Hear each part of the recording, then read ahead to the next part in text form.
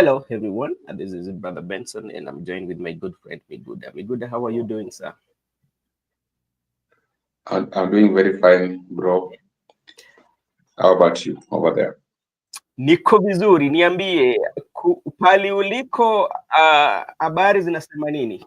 Labda kama uko na habari mapya utuambie, mambo iko vipi, ama mambo iko shega shega venye Steve Simple Boy anasema. Pali niko mambo ni shwari.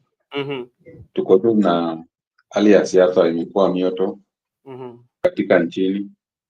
Unapata kuna watu sasa wanahakisha kwamba wameendeleza hii siasa ya ukabila.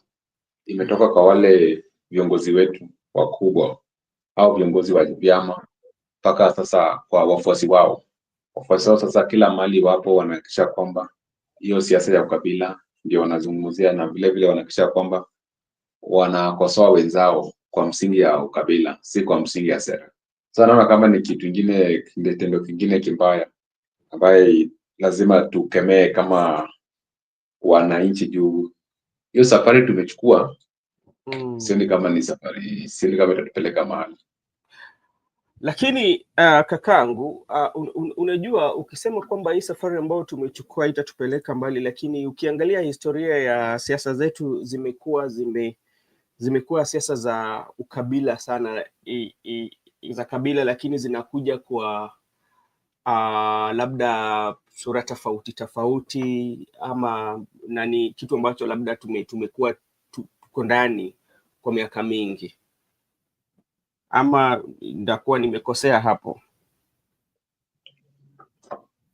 Singesema umekosea, lakini kenye nafaa kujua cha muhimu, ingawa tumekuwa na siasa za ukabila, but tuko na historia kama nchi. Hapo katika mwaka wa 2007 wakati wa uchaguzi tulijipata kwa vita dhidi ya ukabila, na kuna wale wenzetu walipoteza maisha zao na kuna wale wenzetu pia walipoteza vitu zao.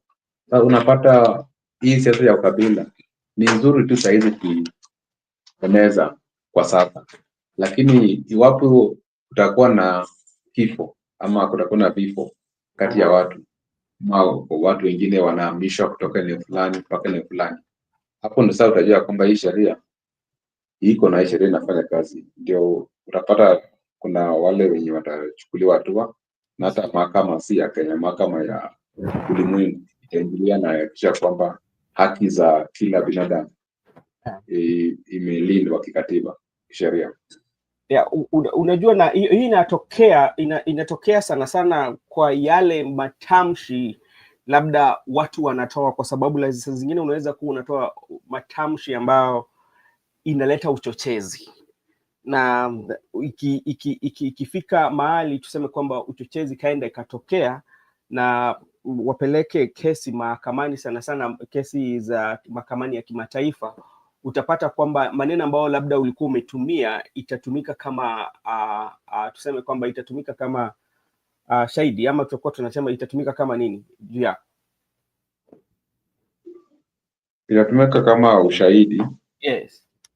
Na vile vile kuna kwa saizi inaweza tu katika karne ya 21 na tu katika mtandao iko kila mahali. Na kila kitu msana anaongelea ama msana anazungumzia kinakuwa recorded.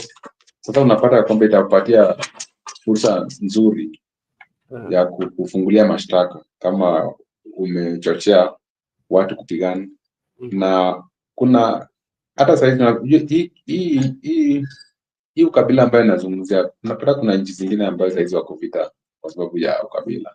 Na kuna ukisoma hizi makesi utapata kwamba mambo na ukabila ni mambo saa zingine yanaweza fanya watu si ati kupigana tu ama kuliwa. Pia watu wanaweza hamishwa. Kuna watu wanaweza toa tu amri ya kwamba kuanzia leo watu fulani mnafaa kuwa katika eneo yetu, mwende eneo yenu. Na vile vile hata familia waenda kupoteza maisha hata kama hivyo. Unaweza baka wasichana. Kuna vitendo mingi. Sasa hiyo mambo ya ukabila tu unaweza funguliwa mashtaka mingi sana. unaweza kufungulia mashtaka. Kwa mfano, unaweza kuwa umebaka mama ama wasichana, umepoteza, umeua watu, ama wewe umekuwa mhalifu, vitu kama sio, ziko mashtaka nyingi sana. Ndio tunasema sisi kama wananchi tunafaa kukemea hao watu ambao wanaendeza hii siasa ya ukabila. Si siasa nzuri vile, si siasa nzuri. Okay. Thank you so much, Mr. Miguda, for taking your time to join us. I would also like to take this opportunity to thank the following. Laban Misiani. Hi, Brother Ben. Thank you so much. Hi, how are you doing? It has been long. Umekuwa wapi? Tuambie siasa pali uliko. How is the politics on the ground?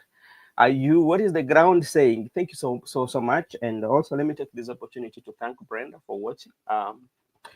Miguda, we want to talk about the seasoned politicians, the politicians who have been in the political for quite long time, who have engaged in our politics. We might call them the established politicians, the big name in the political field. And there's this question that people have been raising that I say that maybe if we look at deeply, that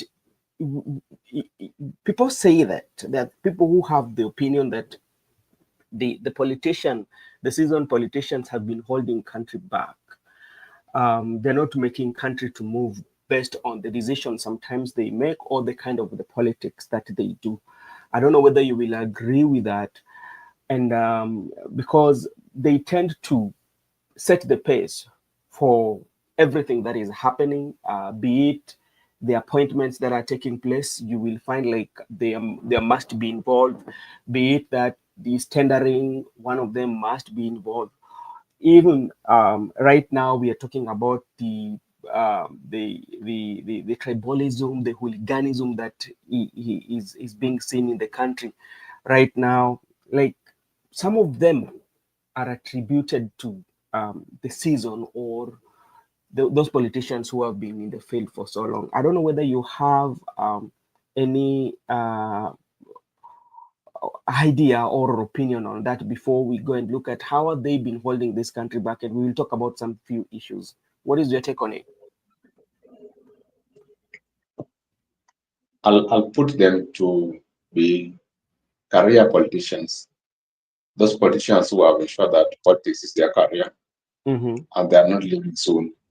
This is why I want to categorize them as the career politicians, because the politics in the country, like our country, we understand that we do have election after 85 years. It is periodically 5 years. And people, they are always contesting. They are always in campaign. They are dominant. And they are resistant to reforms. They are resistant to change.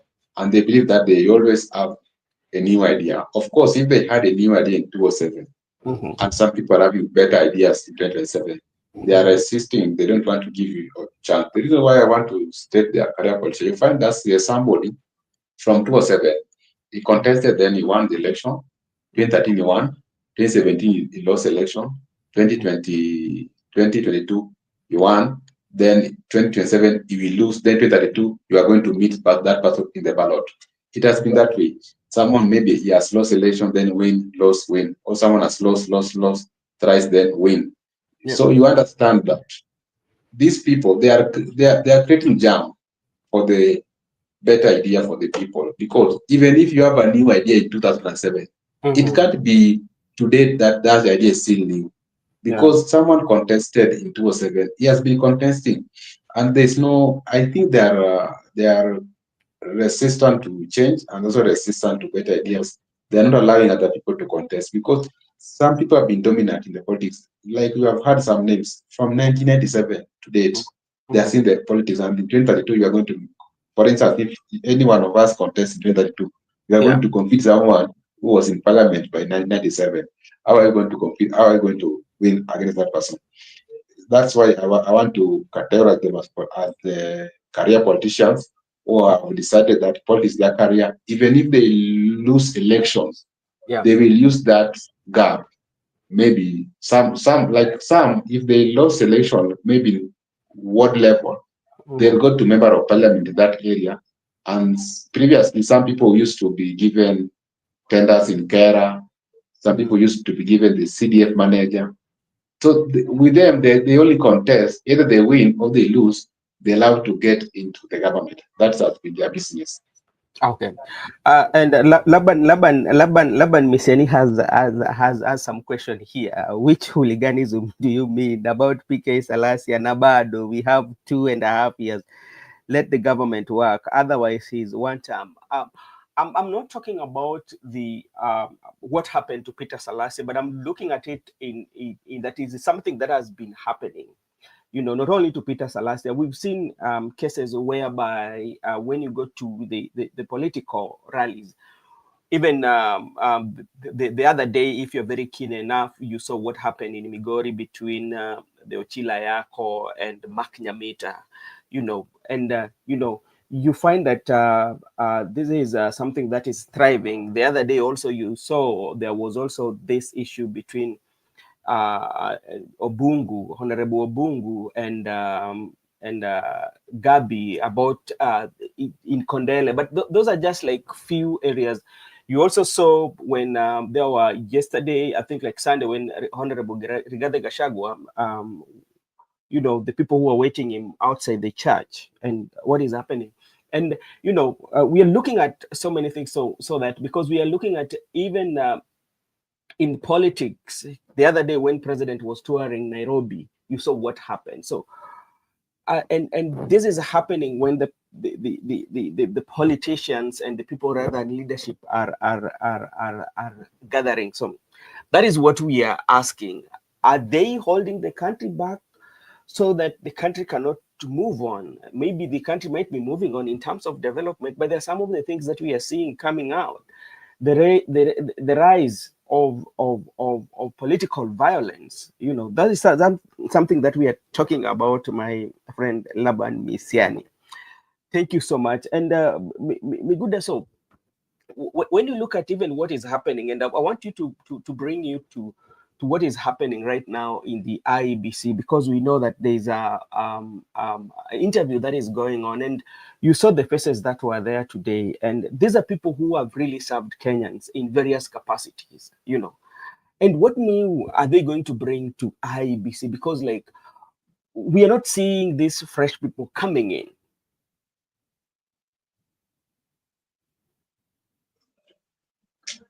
It is good now you have brought the issue of IEBC. Yeah. And we saw the current interview to the IEBC commissioner, whereby the people who were being interviewed, they were approved to go for interviews after they done their applications. The issue of IEBC, in my view, if they try to bring the commissioners, it's just doing the same thing, the same way you expect the difference are. I'm not seeing any reform within the IEBC unless we do other restructuring of the IEBC, because we have had commissions before, and these commissions were the court also pronounced itself about the issue of commissioners, and the people of Kenya also have a history whereby you have even seen the faces of the people. Some of them already they are partisans. They participated in the previous elections as members of other parties. Some were in UDA, some were in ODM. They participated actively into those parties. It's like they are bringing the issue of partisans into the commission, which ought to be neutral. That's why I still believe that we need to deal with the issue of commissioner and the issue of National Tallying Center as Kenyans. That's what the problem has been, because there have been problems with the transmission of the results from the constituency level to the National Tallying Center. Why is it that there is no problem from polling station to constituency tallying center, but when it reaches National Tallying Center, we have the problem of transmission? Why can't we deal with the issue of transmission of result to the National Tallying Center so that we can remain with the constituency tallying center to declare our result? Because, Brother Benson, you find that, let me give you an example of Migori County. In Migori County, we have maybe like, for instance, 400 registered voters. But you find out that the people contested for the gubernatorial seats, if you tally the total vote cast for the gubernatorial, for the senatorial, and then for the women rep, it does not match that of presidency. It means that it was good up to the county level, but now in the transmission from constituency tallying center to the national tallying centers from 34B, that is where we got it wrong, because it usually doesn't reflect the total registered voters or those who turn out to vote in the particular county at the national tallying center. I believe that's where the problem is, and we should deal with the problem. We should not just try to cover up things, but we know exactly that there's a problem of transmission of result from the constituency tallying center to the national tallying center. And even you are a resident of United States of America, and you have the previous election you were present there. Actually, we even talked before you walk into a polling station. I called you before the results were declared, but you told me already Trump has won. How did you know that Trump won? And you never waited for the national tallying center. It is because the system, provided the election is done at the polling station, and the polling station, you have transferred the result with all the ballot papers and ballot boxes and all the agents and all the presiding officers.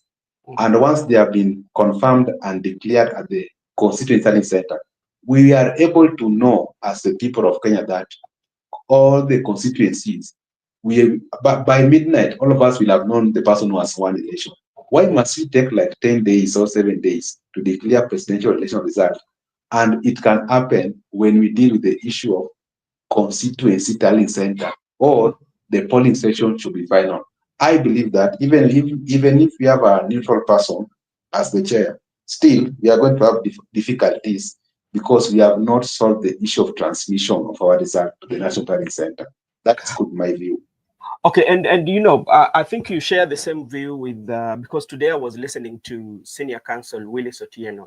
Today he was at the Spice FM, and one of the things that he said is that that people should do away, the government or people of Kenya should do away with the Bomas, because he said that at the Bomas, that is where everything usually goes wrong. And he was giving the reference because he said that he participated in the case of Maina Kiai. You remember the Maina Kiai case? Yeah, he said they participated in that case, whereby the results are announced at the polling stations, and he suggested something that the constituency, we have the constituency returning officer or the county returning officer at the constituency level, so that is the person who should declare the votes for the president, because all the ballot box and ballot boxes are there, all the agents and everybody have signed to be there. So he was having that idea that if we can do away with the tallying center, which is at Bomas, then we will have credible election, because he said that is a place whereby everything usually takes place. But that is something that is just by the way. But we just want to focus on, especially on the personalities. If you look at them, and with the interviews that are going on, do you see any new dawn for Kenya, especially when it comes to election reforms, with the new faces that are coming in? And do you feel like the chairs or those who are interviewed today, they are free? There's no interference from the political class?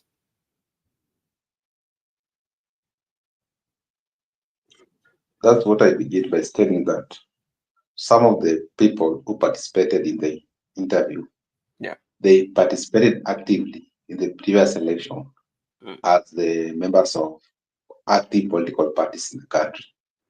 And they have also appeared to be neutral and independent as commissioners.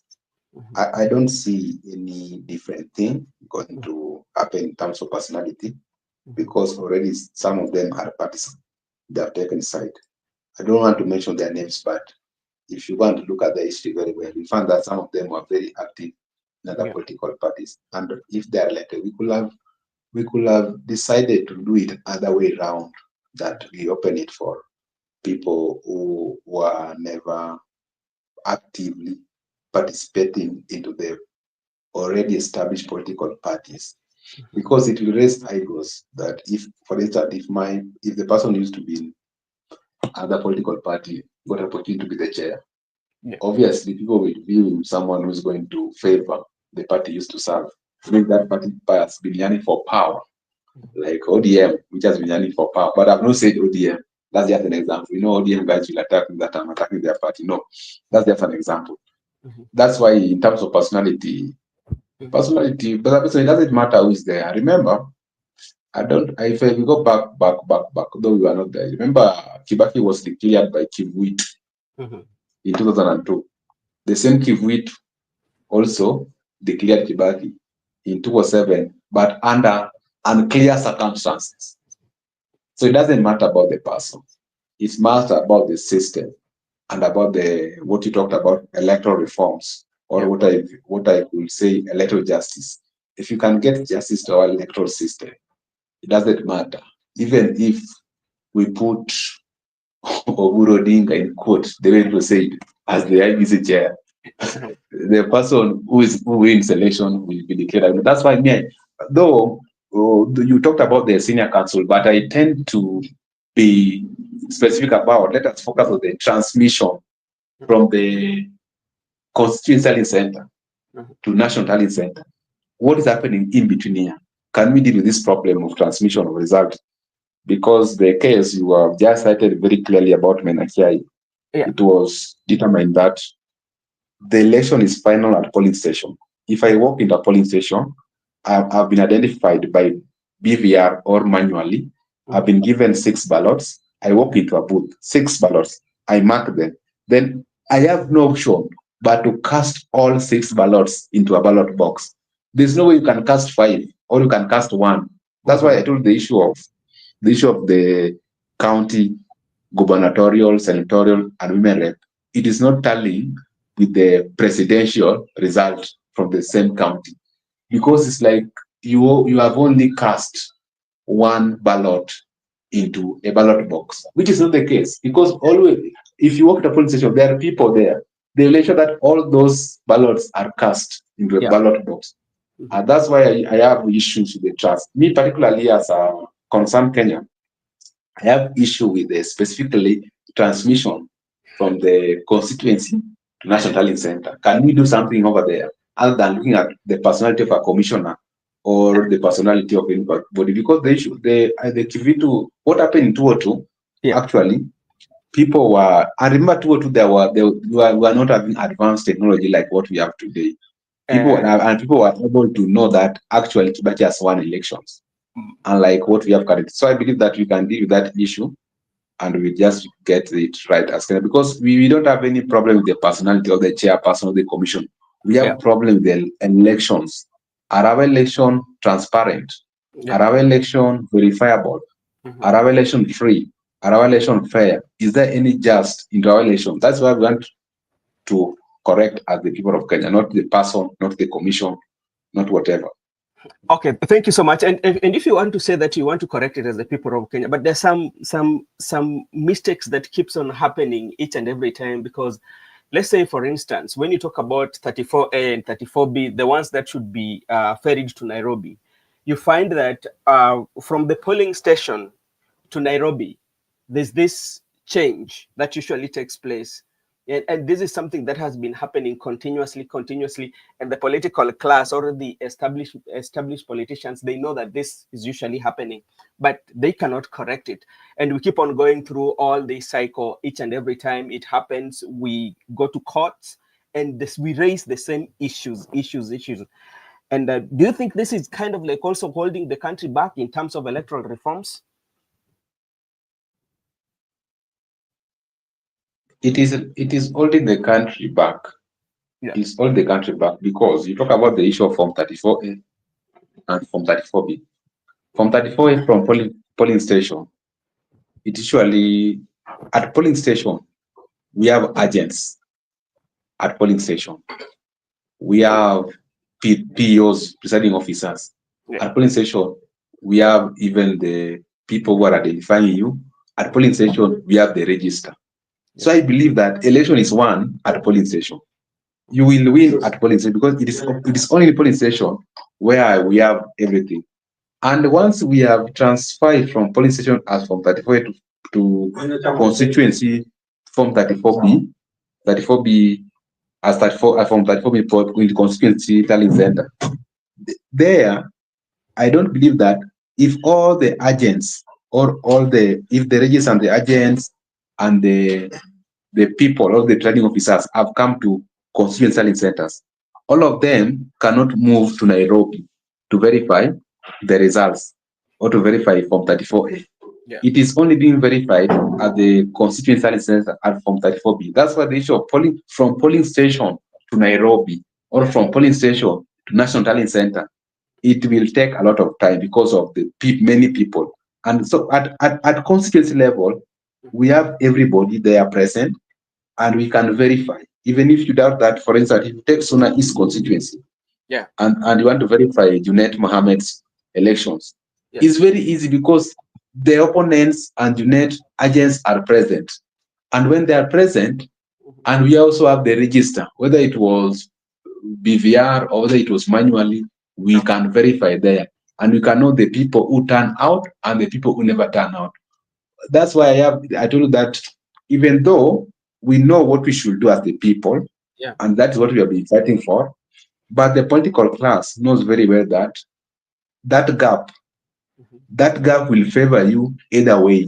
If provided that you can collab with the commission or with the system, it doesn't matter who wins election, but provided that gap is there, it will favor you. So because it can favor either of the candidates, if you decide it can favor you, therefore there's no need of dealing that gap. Let it be there because you don't know even next time you can be a presidential candidate. So if you're a presidential candidate, if it favored the Uhuru, it favored the Ruto, it can favor any other person in the future, even you as an MP who want to be a future president, provided you have the commissioners or you have the National Tallying Center at hand, it will favor you. That's why they don't want to deal with it, because they understand that it can favor them either way in future.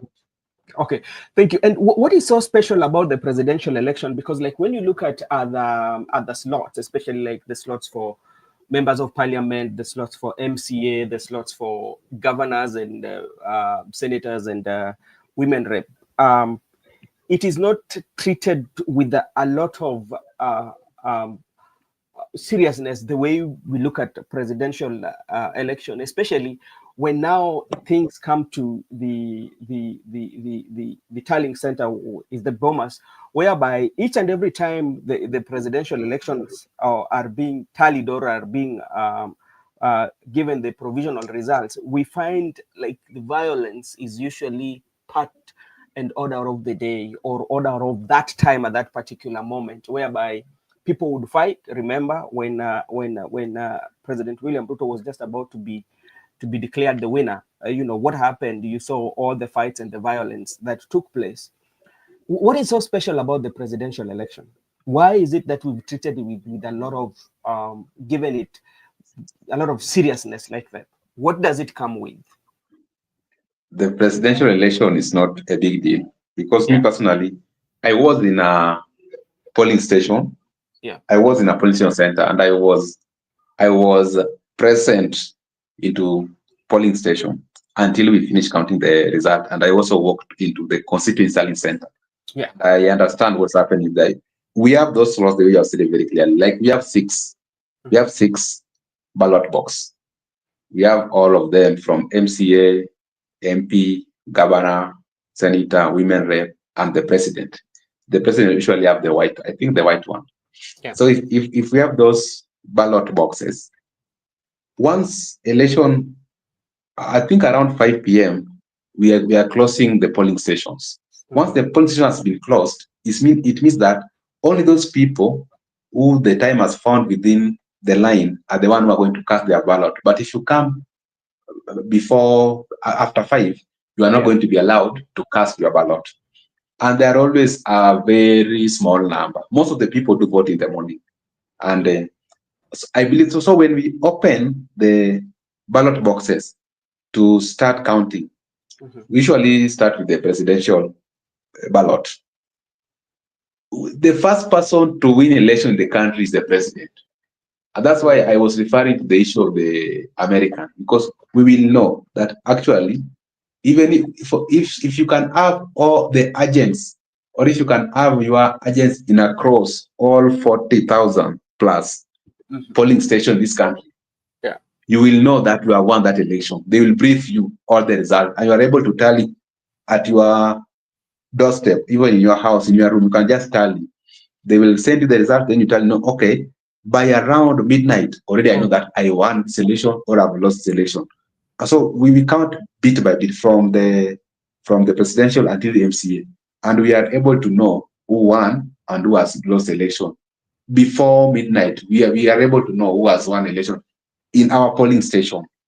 And there is no much number of people in a polling station. People are always not more than, people are not even 1,000. People are less than, I think people are less than 500 per polling station. So and people always don't turn out to vote. Everybody can turn out to vote. Maybe 300 people have turned out or 200 people. It's very easy to count. And also we have the people who are doing the tally. And what makes the presidential election special in the eyes of the public is this issue of National Tallying Center we want to deal with, that they have put into the image of the people that the presidential result returning officer must be the IBC chairperson from the National Tallying Center. But already the president has won election at polling station. The polling station was final.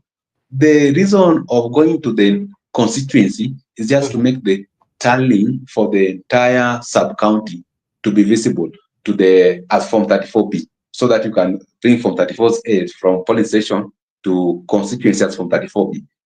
And this issue of National Tallying Center and the issue of transmission from the constituency to National Tallying Center is what is making the presidential election so special in the eyes of the public. But in the real sense, the presidential election is just like any other election of an MCA, member of parliament, because we cast the ballot at polling station for everybody. Okay, all right. Thank you so much, Gibson Connor. We really appreciate you. Now, let's come and look at other areas, especially when we are looking at whereby we are saying that the seasoned politicians are holding the country back. And something that we also have to agree that there are so many parts, or there are ways in which they've contributed to this country, but there are some areas whereby we feel they are holding us back, especially when it comes to the leadership, where especially I call them established politicians. I wrote it somewhere. In Kenya, are holding the country back due to several reasons. Firstly, they often prioritize their own interest and the power struggle over the needs of the people. And this, when they bring their interest first and the power struggle over the needs of the people, and this leads to disconnect between the politicians and the citizens they are supposed to serve.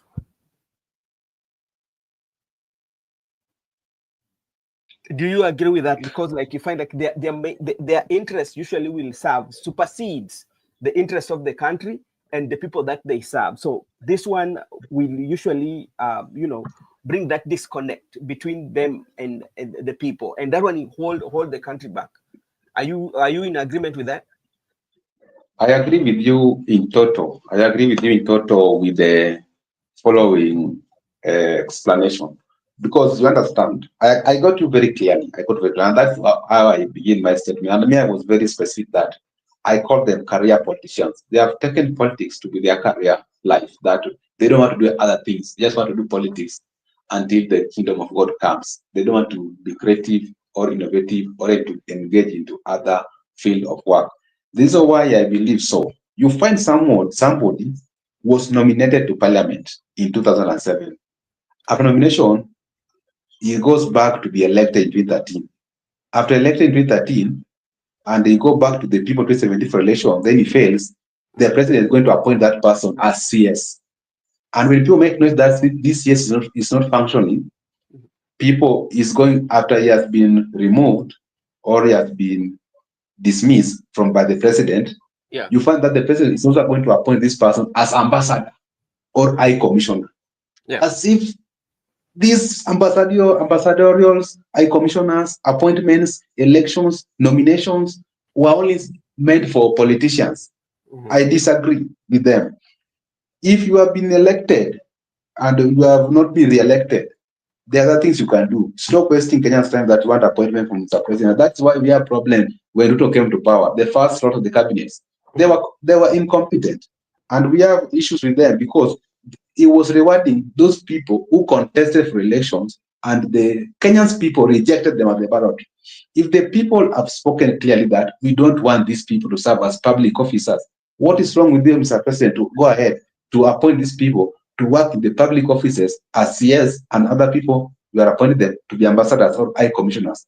There's something wrong with Mr. President because he does not respect the will of the people. The people have spoken very well that these people do not belong to be public officers. They belong to be at home. Then those issues. And also, there are those who come to politics as nominated MPs or senators. Then, when you are nominated, you don't have any much work to do. You only do more of representation, more of oversight. But most of the things like to do with NGCDF, you don't handle. And therefore, people cannot know who you are or how can you work. Someone was nominated as MP.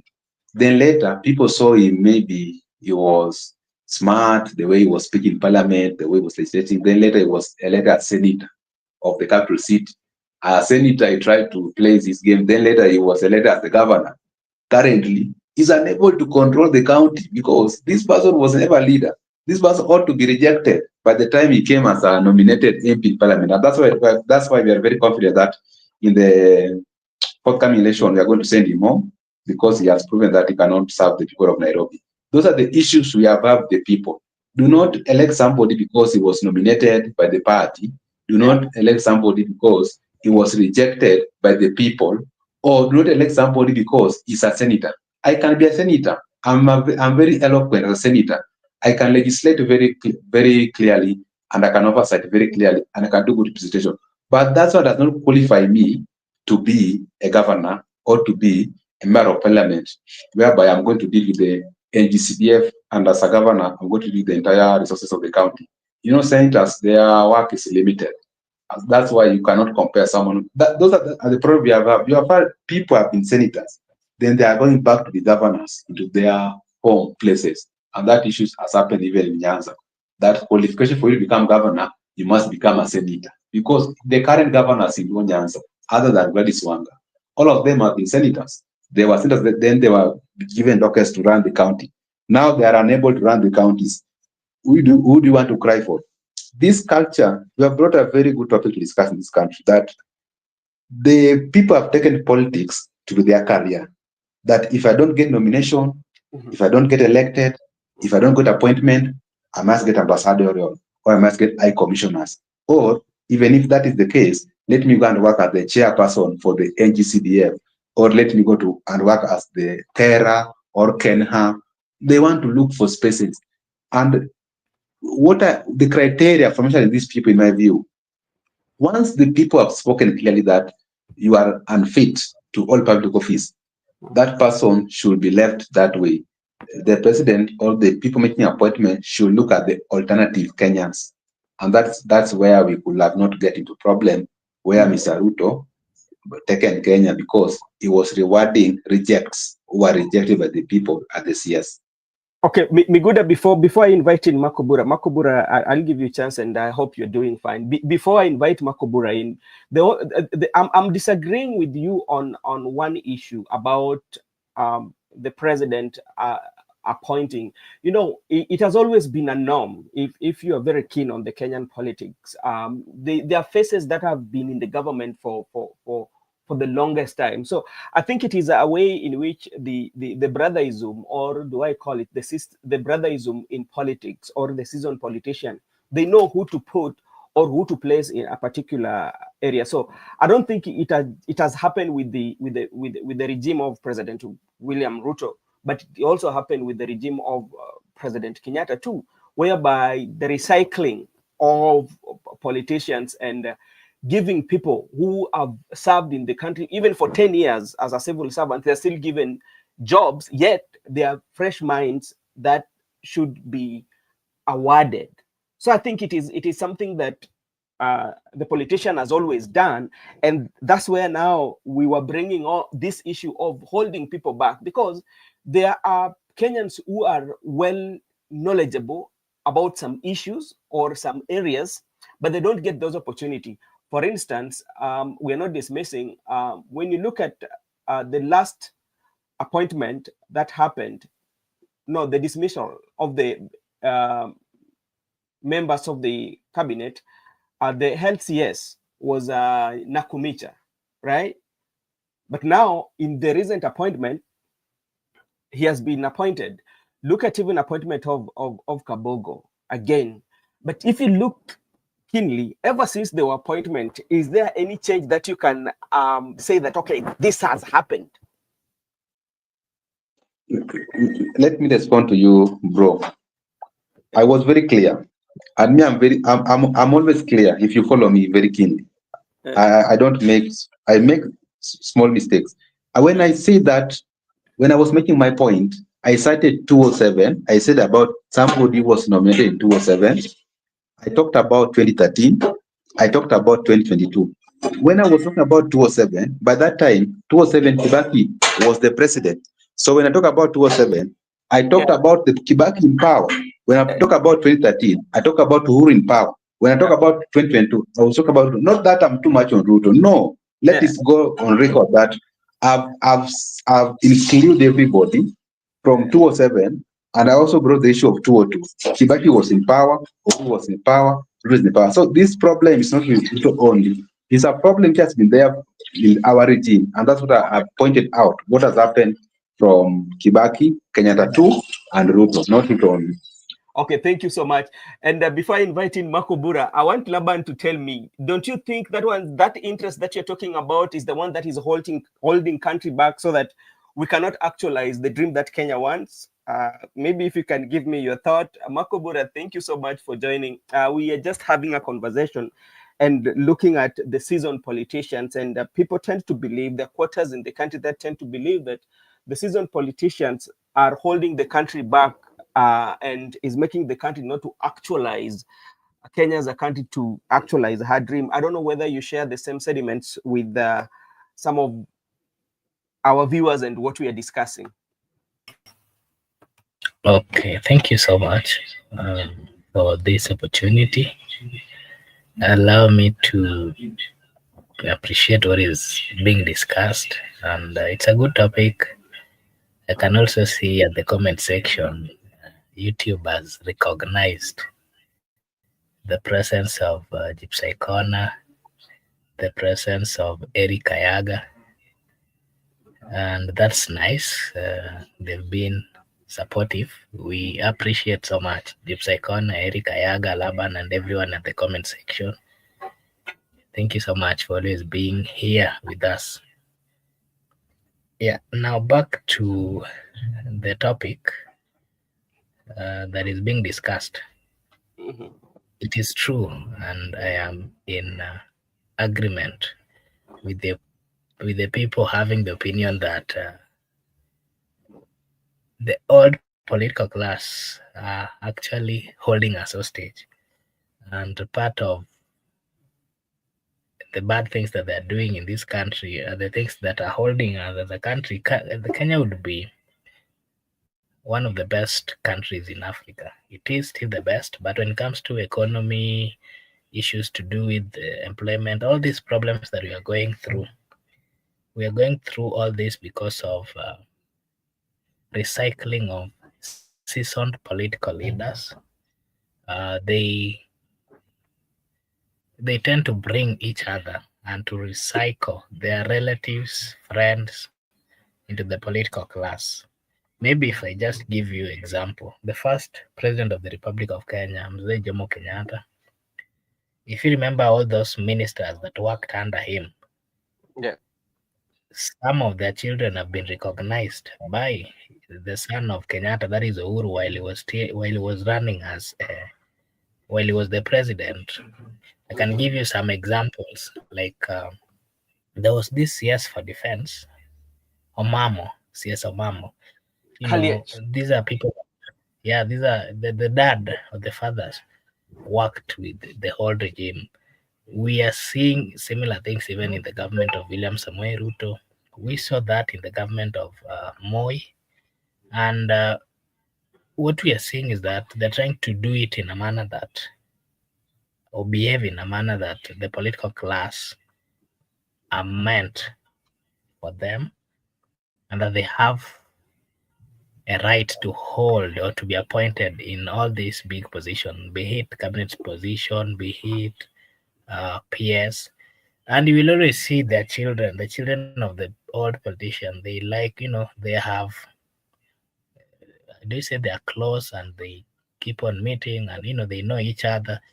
Na wanapanga mambo na vitu zikienda vibaya, they might disagree, just like what happened the other day towards the general election. But immediately they realize that their interest is not being served, then they come together. We saw that in the government of Moi, we saw that in the government of Kibaki, we saw that in the government of Uhuru. And issues, of course, these handshake things are clarification that it is for political dynasty, just like Ruto used to put it.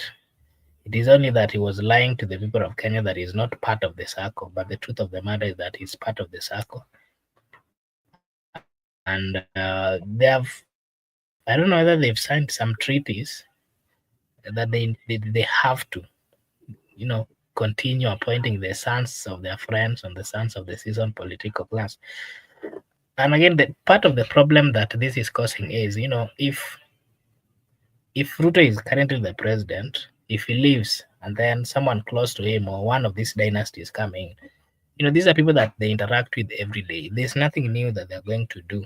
And that's why personally, I've kept on saying that it is high time that the people of Kenya need to come out and give these top seats to new entrants, new people with fresh blood, people who have not been in the political class.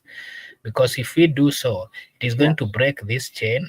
It is going to give the people of Kenya an opportunity to have new people having new mentality, having new thinking, and also bringing a good way of doing things. Okay. Okay, Ayaga, because like I'm seeing there's something that Ayaga is saying here, which is quite much interesting, and he said that with corruption is the number is the number, I think, holding us back. My friend, young politicians are stealing more than the seasoned politicians, and that's and who is making them to steal? Because if you're young, you learn from your peers. Where are they learning those? And when you look at the corruption, where the corruption happens, where do corruption happens? Corruption happens in government. The majority of corruptions happen in the government. Yeah. Yeah. Let me say something about what Eric has written here. That corruption is number one thing. Of course, we are accepting that fact. Corruption is number one. But who are the propagators? Of course, they are the seasoned political class. It has been a lifestyle. It is something they are used to. So it is them who are showing bad, they're not being good role models to the young political class, because they have shown that once you get these positions, you misuse. You simply get the position and then you enrich yourself and the circle around you.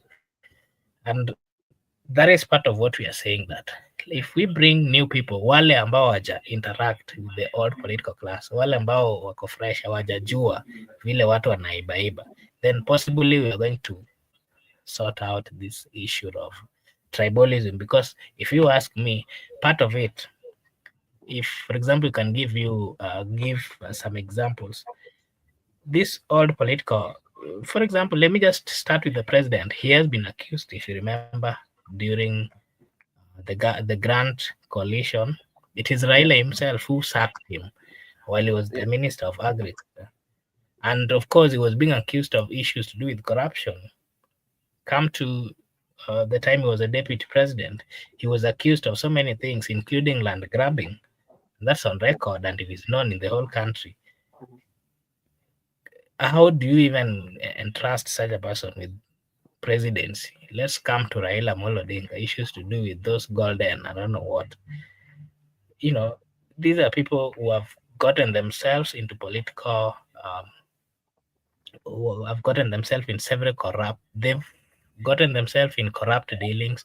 And so it is a lifestyle to them, and they do not have the courage to point it out when they see it in the current or young political leaders. Okay, Miguda, let me come to you, because when you look at the politicians, especially when we are going to election, even right now, there's this camp that is usually created whereby we tend to believe, or they made us, or they made the electorate or the Kenyan citizen to believe that they're not agreeing. You know, for instance, way back to Moi, whereby Moi was not, where during the campaigns he's not in good terms with Raila, but immediately after election, they come together and talk and say that, okay, we want to move our country forward. It happened also with Kibaki. Let's come, we are moving our country forward. Uhuru, and now President William Ruto. And you know all that what usually takes place in the political field, and all insults and calling names. Do you think they do this by default because they know that that is what the electorate wants to hear? That at the end of the day, we will come together? Before I delve into your question, let me first reiterate what you have talked with Marco Pura, the issue of, and also what Ayaga stated in the comment section, that young people want to come in to steal more. What we have been witnessing from time memorial is we have one thief. For example, right now, we have one thief as the county boss, but there are 5 thieves who want to come in. So the people who want to come in are always more than the person who is in the system. Or we can have one thief as the member of parliament, but those who want to contest for that constituency are 7 people. So we want more thieves to come other than this one thief. But the fact that we have a thief, the fact that we have them, the senior politicians, they are never exceptional. They are also thieves. Even if you say that the young people want to come and steal more, or the young people want to steal more than them, the current leadership are also corrupt. They are never exception. That's why we cannot spare them because young people want to come and steal more, so we are going to spare them. No, they are thieves. They should go home. They are corrupt. That one must be taken into consideration. We talked about the issue of narratives being driven during election times. Yeah. It is a culture, and it is something that we have to live with it as a country. But I'm looking at the angle of nature. To me, it is a nature. Mm-hmm. Like when you are in a campus and you are a lady, a beautiful lady, you cannot control the eyes of men roaming for you. Of course, men can roam for you, and maybe you can't control the eyes of men that now because are beautiful. Not people will come with different tactics. Someone will come and maybe can purchase for you a car. Someone can come and also can decide to make for you a hair, or someone can take it for lunch. Someone can also do for you your exams. It will depend on the person you are going to end up with. It's just like politics. People will have to have different narratives to drive to the electorate, because in my view, electors are like a beautiful woman. So you must come. Some people will come to bribe you with money. Some people will come also to drive the issue. Like what's happening right now, they're trying to instill the narrative of tribalism to Kenyan people. But previously, in the 2022 election, we have the narrative of Hustlers versus Dynasty. What has happened to Hustlers versus Dynasty? Now, we never talked about tribal things. In 2017, in 2013, I can remember very clearly, it was the issue of ICC and also the issue of analog and digital. Mm-hmm. What has happened now? There's no longer analog, digital. There's no longer ICC. There's no longer Hustlers versus Dynasty. Now everybody has now shifted their focus to tribalism. At sisi ni wa kabila, sisi ni wa, we are united. We are promoting the national unity. You people are talking about tribalism. Who is not tribal in this country? Among our leaders, all of them are tribal, because all of them are coming as tribal kings. No one is coming as me. I'm from Rift Valley. Then the Rift Valley people are not running behind me. The Kamba Nation, they were running behind me. All of them, the people rally behind them are people from their tribes. All of us and all our leaders have demonstrated that we are coming from a certain tribe, and we cannot exclude only one person and be judging that it is only Wamunyoro who is tribal. He can be tribal in the way he's speaking. Of course, he has been tribal the way he's speaking. Not that we are not seeing or we are not watching. We are watching. He has been speaking all about tribal. But remember also that those people who are in government, they are not speaking tribal things. But when they come to appointment, they appoint people from their own tribe. When they're given opportunity, even by Mr. President, can you give us some slot? Can you give us some people to represent you in the government? They will only give the names from the people into their region. So this thing of tribalism is not only something that we should make it look like it's only Wamunyoro who is a tribal lord or a tribal chief. There are people tribal, even not only in the terms of, even if you go for interviews in these offices, some people will hire you based on where you're coming from. But if you are not coming from their region, if you're the person who was supposed to give you last option to get into the job, he or she will not hire you. That's why I want to say that even in 2032, there will be a different narrative from tribalism and unity, from analog and digital, from Asla's personality. They usually shift. Okay, thank you. And do you think Makobura, Miguda have just raised the issue of the unity, especially that is now something that the politics is all about, the unity. There are those factions that's talking about the unity, and those that are seen are not unifying, or they're tribal. And do you think there can be alternative force that might be coming? And that is one. Then secondly, will there be a time whereby the Kenyan themselves will decide on what they want, rather than being told exactly that this is the right way? Because majority of the time you hear that we have a 2-horse race, and that is what we stick with.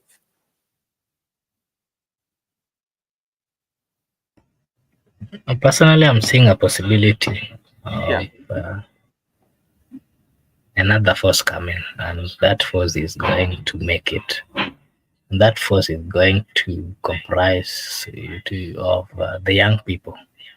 The Gen Zs are going to be part of that, just like I've been saying, and just like we've been saying, and just like the people of Kenya have been saying.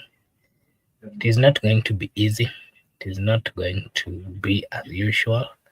What we are going to see towards the general election, we're going to see a group of young people coming together and possibly going to settle on one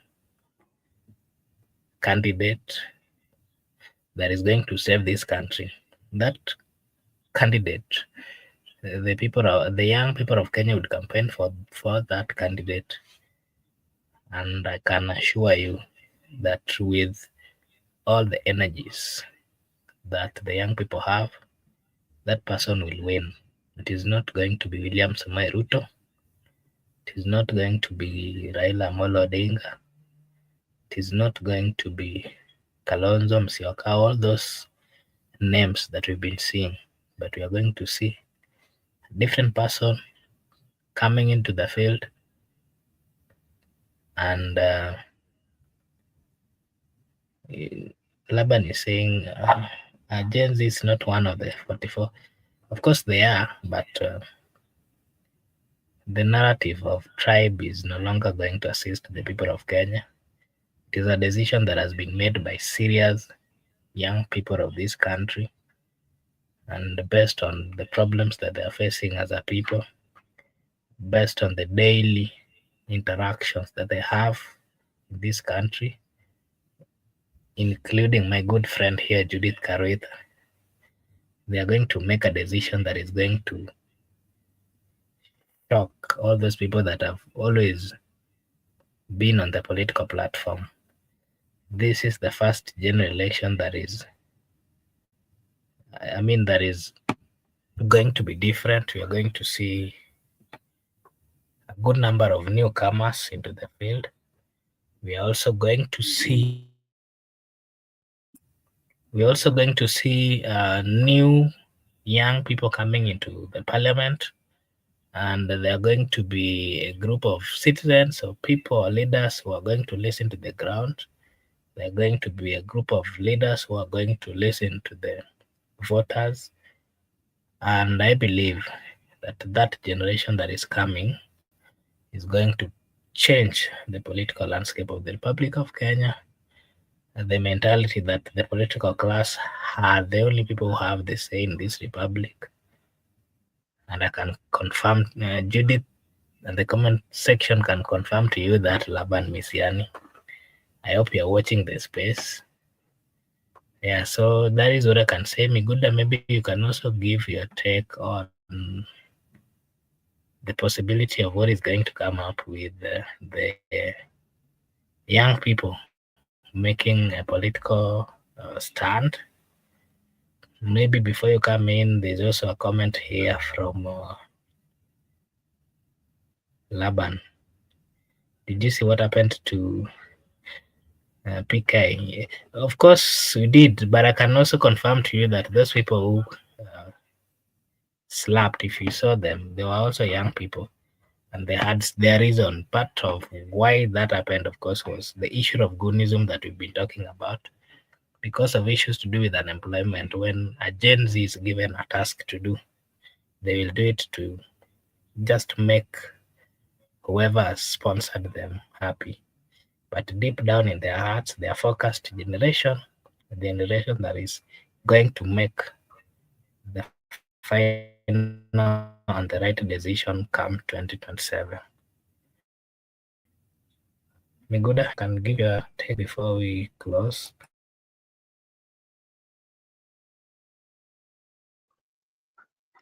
Thank you.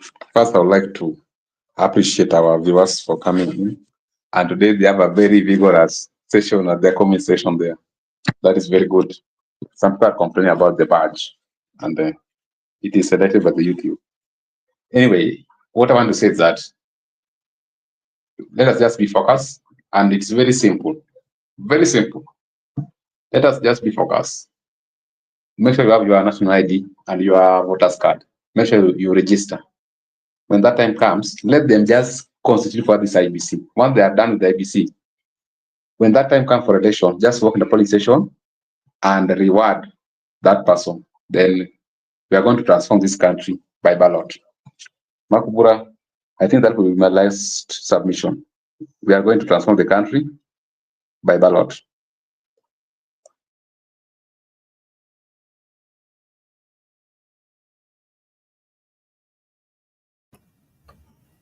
Okay, thank you. I can also see some comments here that I want you to just give your take, Mr. Miguda, before you leave.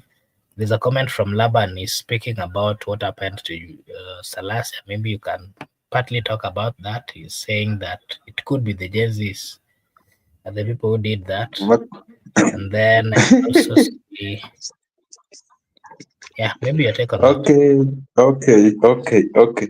I just want to confirm, because on Sunday, actually, Laban, on Sunday, we will be at Nyayo again. There is going to be a derby between Gor Mahia and Mashemeji. We are going to also to watch that football.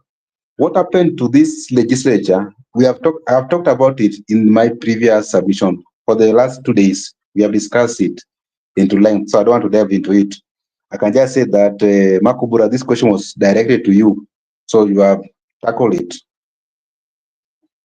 I have no problem with that, the question. The question was at Makubura.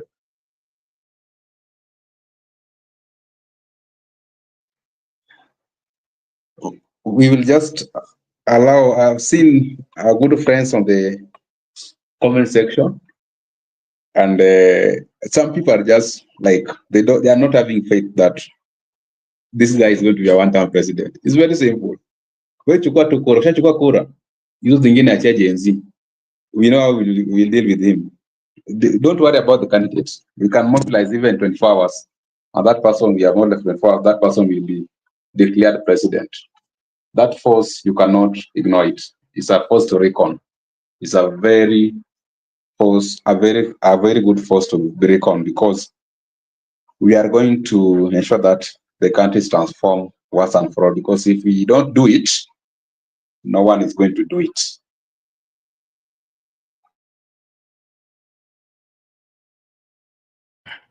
Okay, thank you. To our viewers, I want to take this opportunity to say a big thank you to everyone who joined. We will come at around 9:30 or some few minutes to 10 with Mr. Barak. I'm just trying to confirm if he'll be available. He has not confirmed yet, but we might come back at around 9, some few minutes to 10 Kenyan time. So if you'll be available, kindly join us as we'll be proceeding with that. For now, I want to take this opportunity to wish you all a good evening and possibly a blessed night. And a big thank you to everyone who joined, including those people that have been recognized by YouTube.